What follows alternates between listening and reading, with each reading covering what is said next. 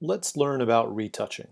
And as we learn about this, we'll also kind of learn some of the history of retouching tools in Photoshop. I have open here an image, a demo image that I commonly give my students, this old photograph that's been scanned. This picture has some dust and some crud on it and some cracks and wrinkles and things and creases, and we're going to get rid of these things. This is what we call retouching.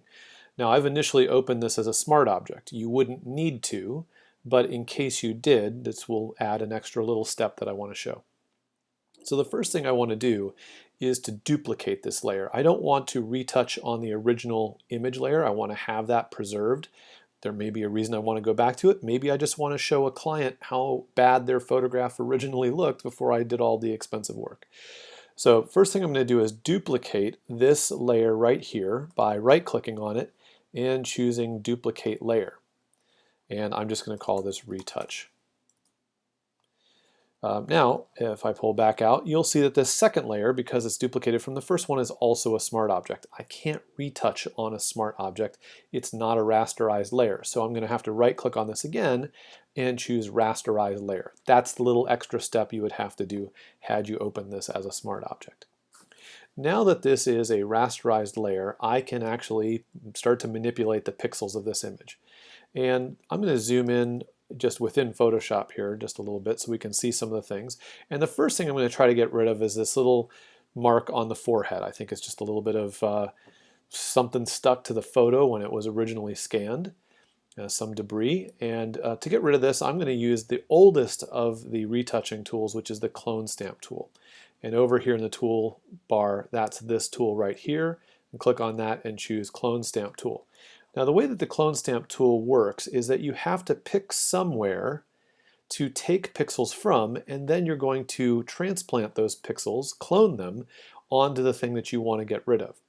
Now the first thing is to set your source point, you have to hold down the Option key in Mac, that would be the Alt key in Windows. Click on where you feel your source point is, and for me I'm going to take somewhere that's very similar to this. So I'm going to set my source point there. You'll notice that when I hold down the Option or Alt key, I get little crosshairs where my cursor is, and now I'm going to click to set that as a taking point, and now I can come here and click again, and it's basically picked up pixels from here and put them here.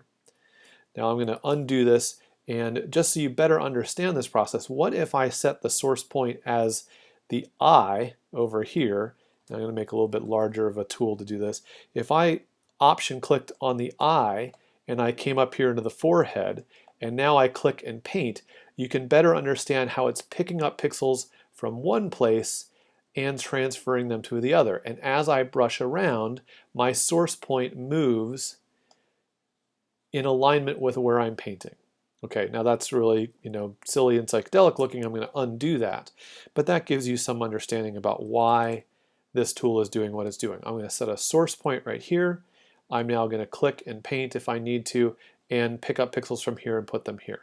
And that does pretty well. And back in the old day with the clone stamp tool, it worked fairly well for us, but we had to be very careful that we were picking up from somewhere that looked just like where we were putting down.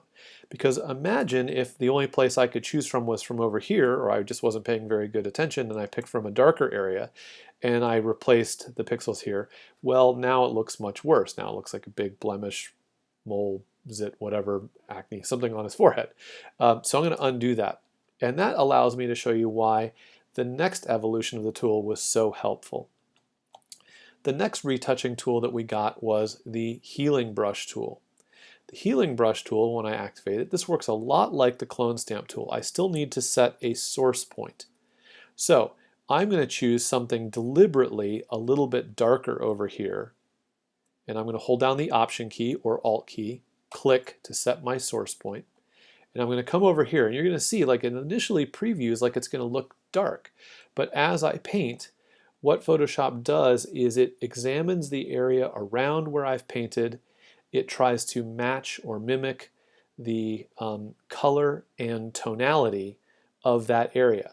So I don't have to be all of that careful. I don't have to be particularly careful. I have to set a source point, but when I paint, it's going to match the color and the tone of that area. It's not, however, going to match the texture. So let's say I was to, I'm going to undo that. Let's say I was to set my source point on his ear, Option click, and now I go over here and I start painting. While it does a pretty good job of matching the color and the tone of the forehead, it still is giving me the wrinkles, the folds of the ear, okay? And there's a variation in tone within that. So that's not a good idea for this particular thing. Now the next evolution of the tool, of retouching tools, was the spot healing brush tool. And so the healing brush tool looks like just like a little band-aid, and the spot healing brush tool looks like a band-aid with a little dotted circle around it. I'm going to activate this tool. The only difference with this tool is I don't need to set a source point. All I have to do is click on the thing I'm trying to get rid of, and Photoshop looks for pixels around that area and kind of sweeps them over the thing I'm trying to replace. And 95% of the time, this is the tool you use to retouch with, and most of the time it does a great job. And it's super easy, and you just simply go to things that you want to get rid of and click and click and click, and if they're small little dots, all you do is click once. If they're bigger things like this scratch or this crack, then I might draw in a line. I kind of think of the spot healing brush tool kind of like if you're ever sitting at the beach and you reach out and grab all the sand on either side of your legs and kind of sweep them over. That's how that works. So this tool works great, but sometimes I find that if I'm going over something in an area with texture, that sometimes the area doesn't look like it has the right texture. It kind of looks like it's smeared together, because if you sweep a bunch of sand from all over the place, it looks like it's kind of swept. I don't know a better way of describing that. But just to show you this, I'm going to take the tool and go down this long crack in the photo, and it's probably going to still look pretty good. And most people wouldn't have a problem with that, but I find if I zoom in here, this area just looks too smooth. It doesn't look like it has the same texture as this area. So even though it's an easy tool, if I'm really being perfectionist, and I tend to be perfectionist, then I will probably still use the regular healing brush tool. And I will take from an area that has a similar texture in addition to the right tonality or similar tonality, even though it's going to kind of try to match that tonality.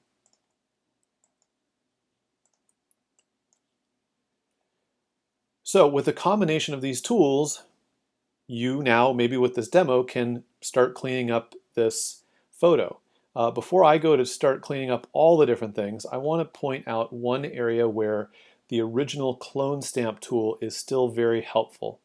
Down here where I have a pattern, he's got a suit on that has a set of pinstripes. There's like kind of a big pinstripe, and then there's two little pinstripes and another big one, etc.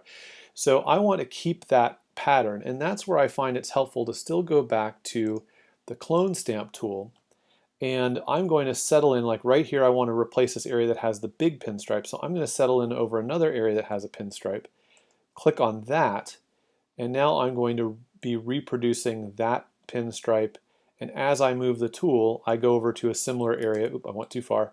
I go over a similar area in the pattern, it replicates the rest of that pattern. So I won't bore you with the whole getting rid of all of these things, but you can see that by settling in and clicking on a source point in one section of the pattern, you can go to another similar area of the pattern and reproduce it. So I'm going to go about retouching the rest of this picture. I'm going to let you do it. Oh, I want to show you one other little thing. You see how right here we've got this long crease and it's in a straight line. I'm going to switch back to the spot healing brush tool and show you that even though I could click and drag over this and my tool kind of wobbles a little bit because my hand's not perfectly shaky, and that does an okay job, I could also, because it's in a straight line, if I click once here and then I hold down the shift key and click here, like any brush, this will now go in a straight line.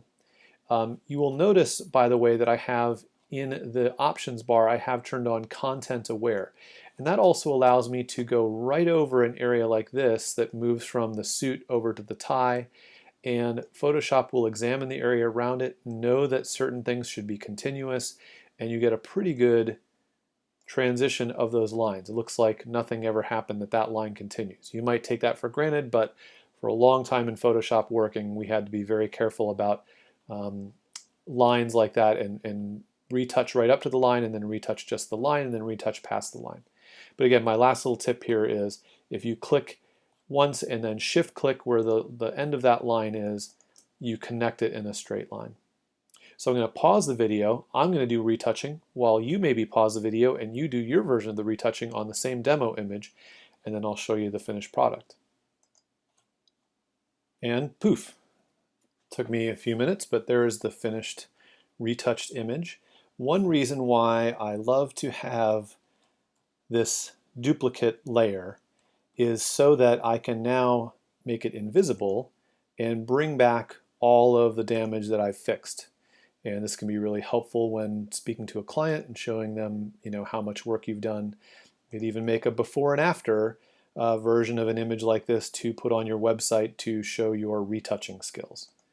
There's before, there's after, and now I would save this as a Photoshop document or TIFF file with these layers still separate that I could go back and edit further if I needed to.